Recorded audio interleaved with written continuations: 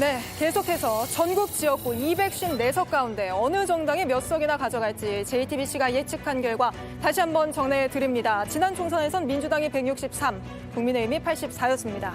네, 4년 전 지역구에서 163석 가져갔던 민주당, 이번엔 최소 158석에서 최대 179석. 84석 가져갔던 국민의힘, 이번엔 최소 71석에서 최대 92석으로 예측됐습니다. 녹색 정의당은 지역구에서 의석을 얻지 못할 것으로 예측됐고 새로운 미래, 최대 1석을 얻을 것으로 예측됐습니다. 다른 정당들도 계속해서 보겠습니다. 네, 개혁신당 이준석 대표도 지역구 출마를 했는데요. 최대 1석을 얻을 것으로 예측됐습니다. 자유통일당 정광훈 목사가 이끄는 자유통일당은 지역구에서 의석 얻지 못할 것으로 예측됐고 진보당 최대 2석, 무소속 기타 최대 1석을 얻을 것으로 예측됐습니다. 네, 계속해서 각 정당의 비례대표 의석수 예측치도 살펴보겠습니다. 비례대표입니다. 민주당의 위성정당 더불어민주연합 10석에서 14석, 국민의힘의 위성정당 국민의미래 16석에서 19석, 녹색정의당 최대 1석, 새로운 미래 최대 1석 예측됐습니다.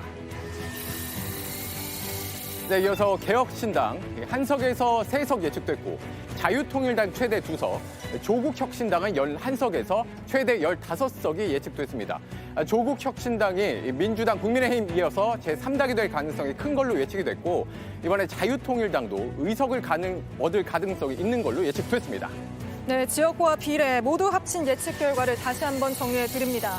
총 300석입니다. 지난 총선에서 민주당 180, 국민의힘 103이었는데 민주당 이번에는 최소 168석에서 최대 193석, 국민의힘 최소 87석에서 최대 111석, 녹색정의당 최대 1석, 새로운 미래 최대 2석, 개혁신당 최대 4석으로 예측됐습니다.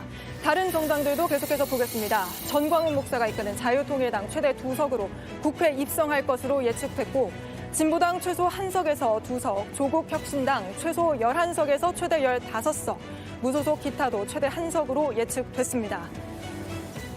네, 종합하면 민주당이 22대 국회에서도 제1당 과반 차지할 것으로 예측됐습니다.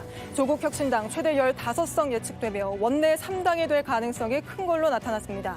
국민의힘은 지난 21대 총 103석을 가져갔는데 그때와 비슷하게 가져갈 것으로 예측됐습니다.